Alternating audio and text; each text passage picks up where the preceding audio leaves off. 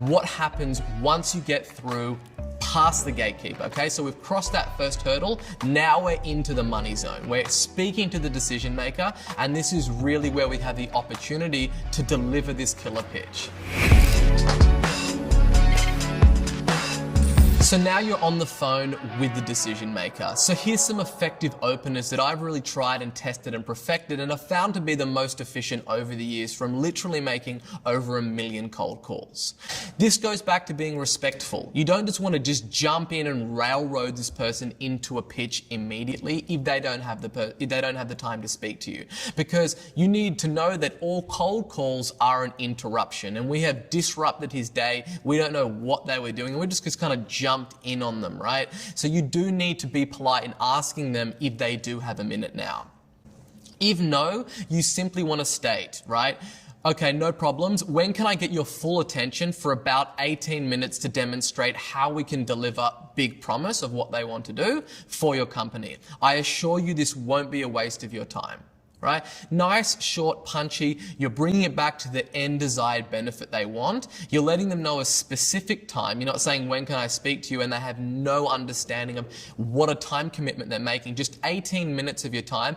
And I guarantee you this will be a good use of your time. So you're kind of finishing with a strong point as well. Then if they say yes straight out the gate, then what you want to do is you want to say, no problems, fantastic. How are you currently using Google AdWords to get more clients? How are you currently applying X to get the desired outcome that you're after?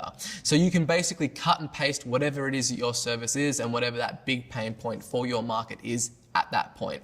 Now, this is kind of a great way to get them speaking and get them talking a little bit. And depending on how much they give out to you at this stage is essentially how receptive that they are to receiving this phone call in the first place. So you wait until you get their response. Okay, so then you basically always want to be in agreement with the person. Whatever they say, you want to say, okay, fantastic, okay, great, whatever that transition word is for you that you're really comfortable with.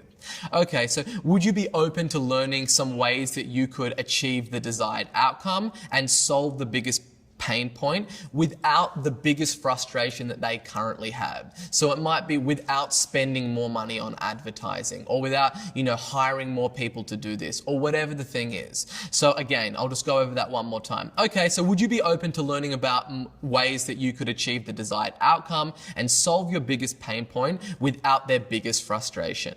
And if they say that they're busy at this stage, that's when you want to come back and say, no problems, I can call you back in 30 minutes if that would suit. Okay, so you're also giving them the option to set up another time later with you, because the last thing that you want to be doing is pitching someone when you don't have their full attention.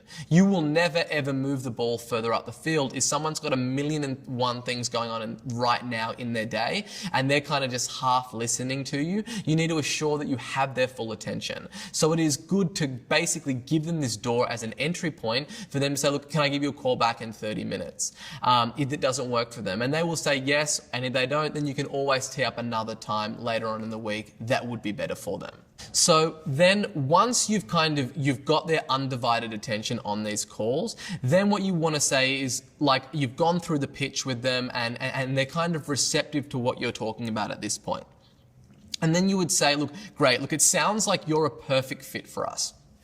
At this stage, they've already told you how they're using this, or how they're kind of using this service or program to solve their biggest problem. So you've listened and you can probe a little bit at that point in the call and really find out what those pain points are. So we're not trying to close a deal on this call. We're trying to set up another call to really go through our offer in greater detail, where we can set some time aside with that prospect. So this call is basically, okay, cool, you've done some initial probing. It sounds like you'd be a perfect fit. What I want to go do now is do this audit for you, or give you all this free value, or give you a roadmap, give you this cheat sheet, and just tee up a time with you that I can walk you through that later in the week. Okay?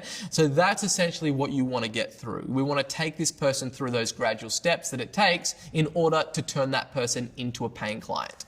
And then you would basically give them the option and say, hey, okay, cool. So are you available this week or next for a meeting? And then if they say yes, you can say, all right, excellent. And you want to basically schedule that meeting. Now, when it comes to schedule a meeting, you'd never want to ask, when works for you next week. You are simply asking for something then from that person. You're asking them to pull up their calendar, look for an available time slot, and you're asking that person to work for you and basically do a task that you've asked them to do. And that is the wrong way to approach it. You want to make this very simple and very easy, right? You basically want to give people options. So you would say, okay, look, when works best for you, this week or next, right? This week or next, that's an option. And then saying, okay, does Tuesday or Thursday work? And then they'll say, Tuesday works. Awesome. Morning or afternoon? And then they'll say, afternoon. Terrific. 2 p.m. or 4 p.m. It's just constantly giving them options, so it's just like they're just selecting, and it keeps that momentum and makes this a very easy decision for them. So that's the process of what you want to do in terms of scheduling this meeting with them, making it as easy as possible, letting know that you'll be delivering some value on that call, and you're going to go away and put something to work and come back to them with something of value.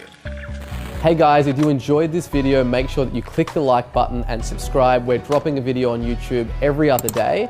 And if you've got any questions about any of the content that I covered in this video, just basically leave a comment with hashtag HeySabri in the comment section. And every week we're also trying to go through all those questions and get them answered. So go ahead, click subscribe, and we'll see you in the next video.